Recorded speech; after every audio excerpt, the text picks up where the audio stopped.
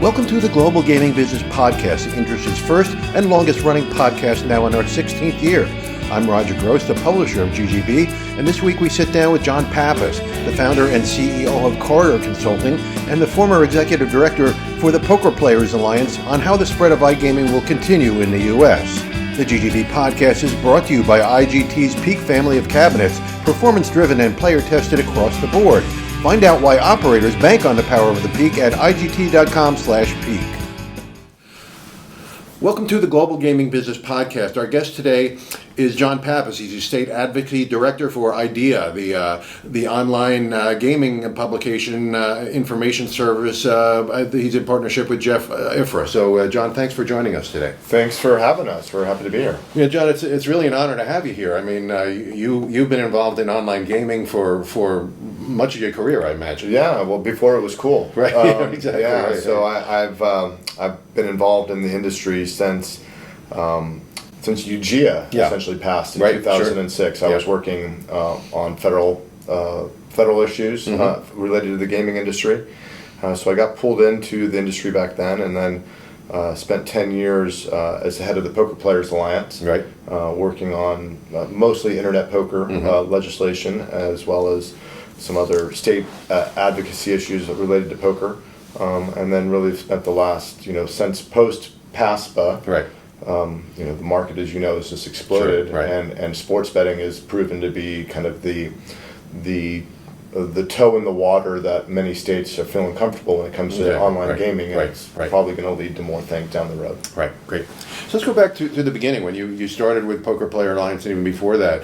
There was a lot of opposition to it, the standard opposition you find to anti-gambling folks, but there was even opposition from the land-based casino industry, and it was pretty vociferous in those days. Oh, without question, yeah. But it's funny, to see how the industry has evolved, if you will, since then. 180 for sure. Yeah, no, I remember being in meetings early on, and people just saying, never going to happen. We don't want this. Not going to happen. We don't want it. And then I think people kind of woke up to the idea of, maybe this internet thing isn't really just going away. And there's still holdouts, right? There's still holdouts within the industry. Here in Nevada. Yeah, for sure. Nevada is slow to progress when it comes to digital anything, because of the just the reluctance of some to kind of understand and embrace this new wave of gaming, this new wave of consumer interaction. But it's a reality. But so going back to 2006, we were standing alone in a room being laughed at by most people. And now I think everyone's kind of standing together now and trying to figure it out. When did you start to see kind of the shift happen? I'll say the people who were really out on front on this were Caesars. I felt Caesars and then MGM were like when they kind of recognized, and I think Caesars really what brought them into it was the WSOP. They had that very valuable brand. Poker was what everybody was talking about in the late 2000s into the early 2000s, and obviously Black Friday hit and changed the whole landscape for poker. But I think Caesars recognizing that they had this valuable asset with the World Series of Poker, and that there were so many people playing online poker, how could they monetize that? And that's really why we have online poker available here in Nevada, is because companies like Caesars were at the forefront. Well, they're the only ones here in Nevada, unfortunately. Now, there have been a couple of other companies that have tried. I know South Point had a site up for a while, and of course Stations went to the Ultimate Poker thing. But Caesars is a survivor. But I think there's not a lot of people in Nevada to begin with, so really poker is a very difficult product, on a state-by-state basis. If you have mass pooled liquidity amongst multiple states, then it becomes a lot more compelling. Very difficult to run a successful poker business from an operator standpoint and from a player standpoint. When one beautiful thing about playing on, Phil Tilt Poker or Poker Stars in 2009 was that I went on the site. There were 20,000 people there. If I wanted to play a $2 sit and go or a $1,000 game, I could do that. I'd find full tables. And it's hard to do that when you've got a population of 2 million people. Now they've reached deals with New Jersey and Delaware, I believe, to share liquidity, but Has that worked out at all? Yeah, it has. Yeah. It has. It's definitely improved. I think where you're going to see the big difference is going to be when a state like Michigan and and Pennsylvania join, because they both have regulated internet poker. And those markets on their own, Michigan's actually doing quite well from a poker standpoint. And they've got, I think there's 3 operators in Michigan right now offering poker, and I think at least that many in Pennsylvania. So I think once you have some of these bigger states getting into that shared liquidity pool, then we're starting real progress. Okay. So I guess the last holdout against online gaming was, of course, Sheldon Adelson, and we're in his building. We're in his building for sure. I found it a little ironic in the last conference call when Rob Goldstein said they're interested in getting into it now, but of course, he doesn't want to be late to the train there, right? Right. Well, I think progress always wins, right, in the end, and it's funny. I was sharing this story with someone the other day. I actually met Sheldon Adelson for the first time at the Cut Steakhouse right here in this building, and we had dinner together. Yeah. And we were talking to him about online gaming and how the opportunity there, and it was really, at that time, it was really online poker, and he seemed to understand it, but I just don't think he saw the value in it. Right, and I think that has now changed. Obviously the value of online gaming is beyond just the poker vertical, but now when you come at all sorts of casino games and sports betting, if you're not doing it, you're really going to be left behind. Right. I mean, I don't think there's any company down the G2E floor right now that's not talking about digital in some way or another. Absolutely, yeah. Well, I interviewed Sheldon at G2E here. I remember. I was there. Right? I remember that very well. We'll have 2,000 people in the room, and he got mad at me when I brought online gaming up. You're one of those guys, and I just wanted to play devil's advocate. And, sure. Well, yeah, you definitely got a rise out of him. I remember that very well. And his people were very happy. They wanted people to see that he was opposed to it, not really on an intellectual basis, but on an emotional basis. Yeah. And I could understand that.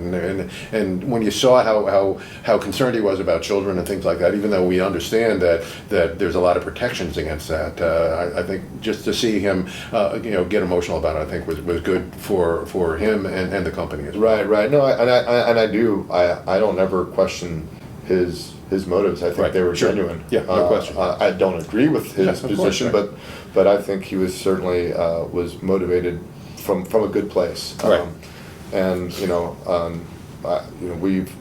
I think all of those kind of, there's this mystification that if it's online, it's completely anonymous, right? But the regulated gaming has changed the dynamic of the online space for all e-commerce, right?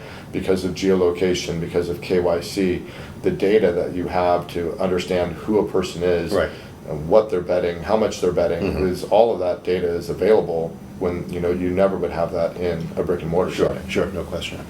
So obviously you were on the Poker Players Alliance. Were you when the passport was repealed, or were you past that at that time? No, I left the organization at that time, right before, probably in the spring, and then Jeff and a few smart people saw, well, hey, we've got this growing industry in the U.S. It's going to get bigger. We need to have a unified voice. We need to have a way for these companies to get together and speak to lawmakers, speak to regulators, and understand what is iGaming, right? Sure. So you have the casinos who have very entrenched interest in every state where they have a casino, and that's great. Right. But when you have the operators themselves, the ones that are providing the platforms for these land-based casinos, they also have to have a voice. Right. And so that's why IDEA was born. And I started with an idea from Jeff and a few others in the industry, and it's grown now to 30+ members. Everything from brand name operators that people know, like FanDuel and DraftKings, to the payments processors, geolocation companies, KYC, data centers. They're all kind of part of this IDEA ecosystem, and so they run the gamut of what is the industry, and it's a real powerful tool to be able to go into a lawmaker's office or a regulator's office and say, iGaming is a new thing. It's just maybe a scary thing, but we can answer all the questions from the moment you decide you want to open an account to pulling your money off the account, we can take you through the steps of how it works and how it can be regulated. Okay.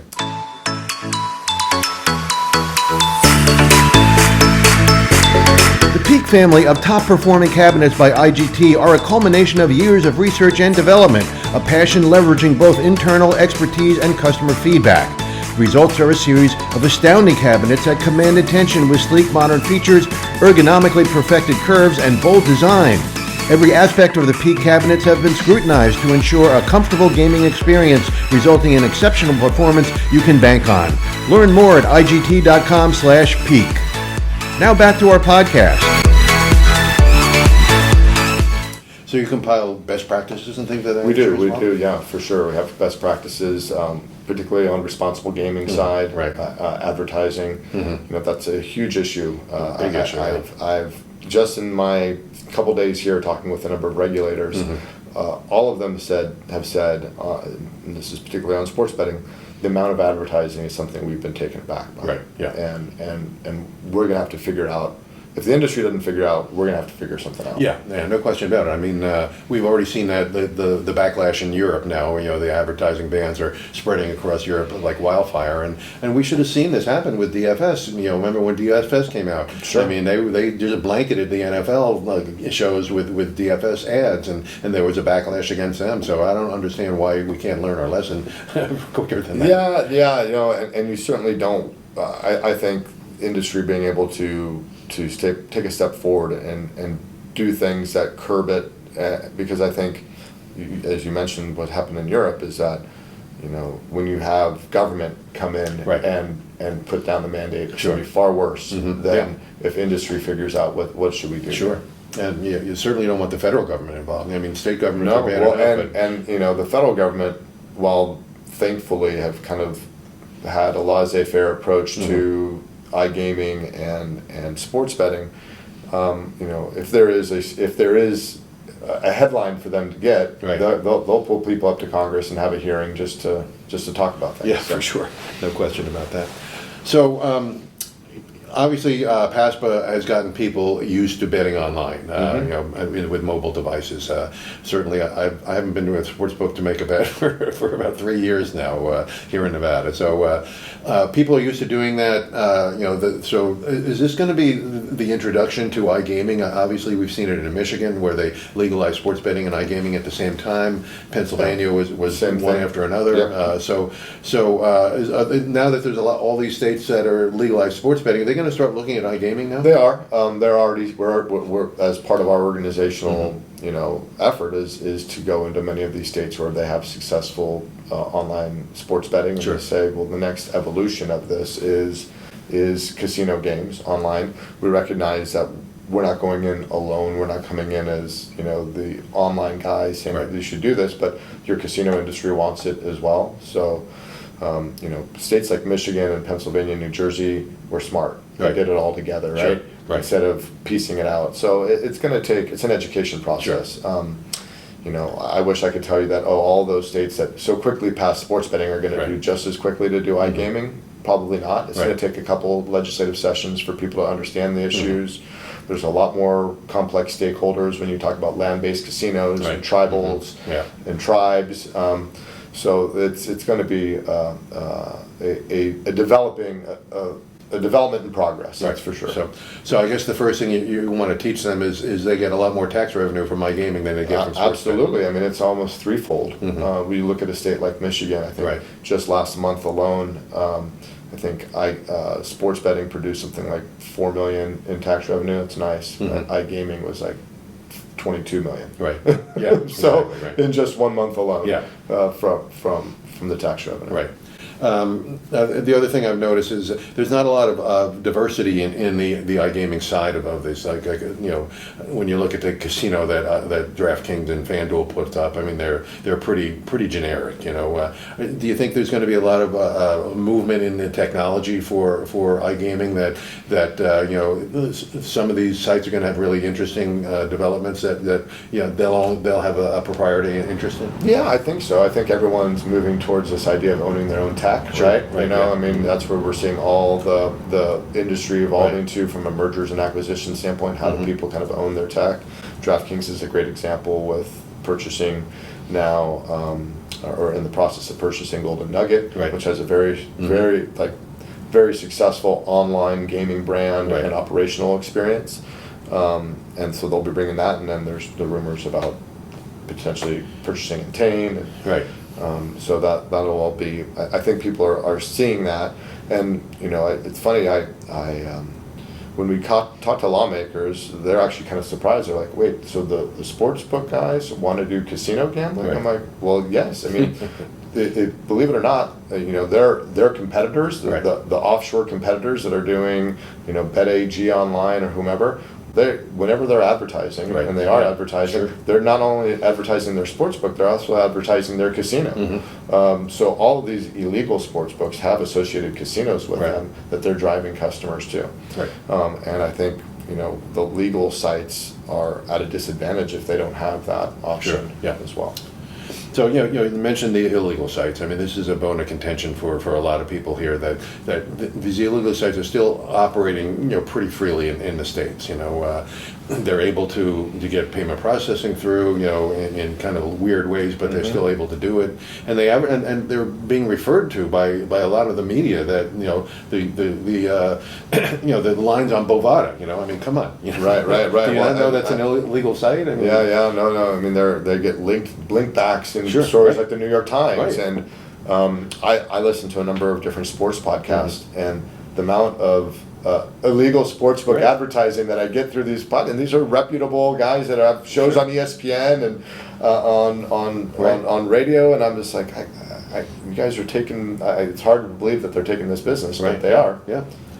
I remember when we were running a Casino Player magazine, and this was before anything was legal in the U.S., and we had people, you know, these offshore sites coming to us and wanting to advertise, and our lawyers said, no, you can't take that advertisement, but you know, apparently that's not a problem these days. Yeah, and it's you know, I think there needs to be stronger enforcement, Yeah. right?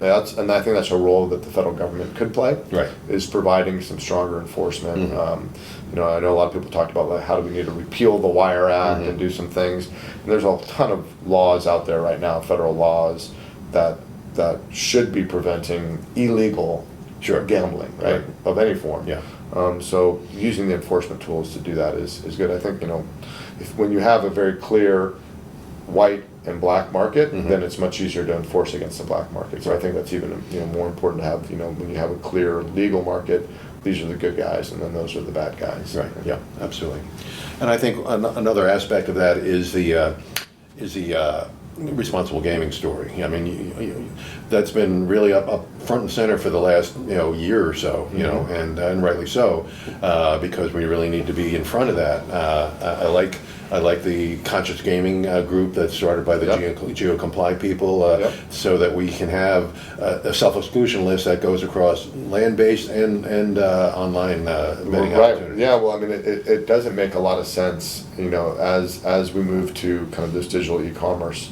You know, if someone has identified themselves as a problem gambler on site X, well, they should be considered a problem gambler on sites X, Y, Z. Of course, right, You yeah, know, all of them. So Right. this idea that someone would self-exclude from one site, then be able to go play on another, is not a very good responsible gaming function. And so I think what conscious gaming is doing is fantastic. And even the land-based casinos. I mean, if you self-exclude in New Jersey, you can drive to Philly and bet in Philly. Exactly. Yeah, and the way people are, you know, not only with mobile devices, but, you know, when you have highly concentrated areas where there's casinos now, saturation of anywhere, people can drive within, you know, a half hour and hit a casino most likely.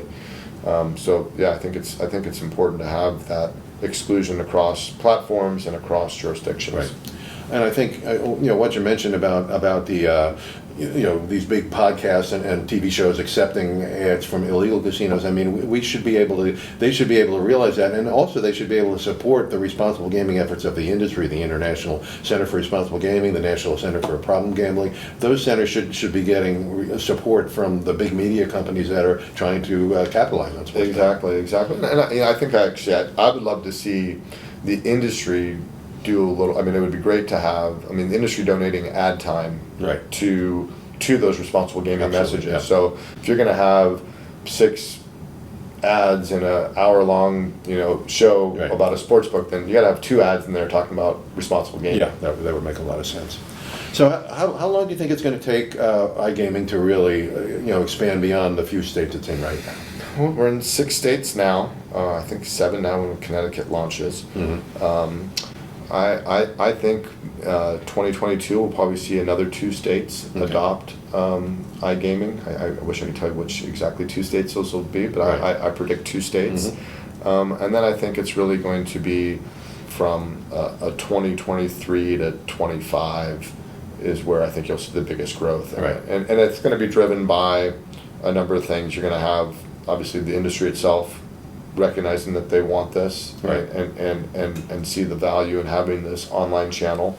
The pandemic certainly has highlighted the need to have and reach customers in ways other than at your brick and mortar facility. And then I think just, it's an education process. Sure. We've been doing an education series over the last several months in Indiana with Indiana lawmakers. Mm-hmm. Right. And the questions you get, like they don't understand what iGaming is. The idea that you could even play a casino game on their phone was completely foreign to them. So we've actually physically gone in and set up, computers and showed them this is how you play. This is what it looks like.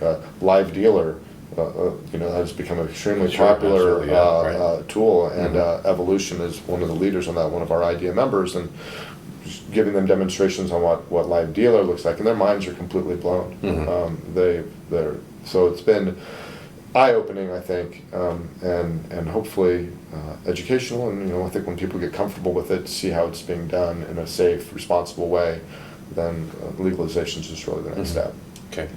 So you mentioned the consolidation that's going on. I mean, it's not slowing down. Obviously there can't be as many competitors as we have out there now. There's so many of them. Just New Jersey alone wants to 25 or 30 sports books. And for a state with 9 million people, it's not a lot of market share available there. Right. So is IDEA doing anything to kind of smooth that over, or trying to understand the partners who are involved and maybe putting people together? Yeah, there is and Jeff's really a great connector of people like that. It's more so his area of expertise than it would be mine. I focus mostly on the regulatory and legislative side of things, but IDEA has become a great networking tool for companies to understand each other's businesses better and communicate that way. And I think you're right. I mean, although there's a pipeline of companies in Europe who've never touched the U.S. market and are now just looking at it. Where you may see some consolidation, you're going to see newcomers coming up, and what the industry, the top dogs today, in 10 years may be a completely different view. It's just the way this industry is changing so quickly and dynamically, that I think everyone's trying to stay ahead of what the next big move is going to be, but. I imagine that there's going to be more companies that are going to want to look to get, and you have the illegal guys, right? Sure, right. What was it? Five Dimes was one of the big. Trying to make themselves legal. Trying to make themselves legal. So it'll be interesting to see how that all. Yeah, I mean that's a very interesting story in itself. But yeah, I mean if these, that's Pinnacle Sportsbook. I mean, people refer to that, but not legal. And they could certainly come in and become legal and kind of dominate the market pretty quickly. Yeah, if they do that. Yeah. So it's going to be an interesting time. So how can people find out more about IDEA and go to the website ideagrowth.org. So IDEA growth.org. We have a number of resources on the website where people can learn about who our members are, a lot of the different studies that we've done with respect to cannibalization. Another big issue in our industry is, and most states have figured it out, this idea of remote registration. Nevada yet hasn't figured that out fully, where you have to have in-person registration to sign up for a sports book. Doesn't make a lot of sense when you think about it. So even deposit, you still can't even deposit remotely. It's crazy. And hopefully that's changing. I know that there's some efforts underway here to change that. And so you can learn all about the organization there. Anyone can reach out to me directly through the website, and we're happy to answer questions for folks. So what we really try to be is a resource, not only to the industry, but as a forward face for the industry with lawmakers and regulators to ensure that they have all of the information that they need so they can make informed decisions about legalizing it and regulating it. Great. Well, John, thanks for coming by today. I really appreciate seeing you. Awesome having the ability to do this face to face. Yeah, absolutely. And good luck with IDEA, and I'm sure it's going to become a really important tool for the industry. So thanks for joining us, and the viewers, thanks for joining us as well. Thank you. Hope you enjoyed this week's GGB Podcast, brought to you by IGT's Peak family of cabinets, performance-driven and player-tested across the board.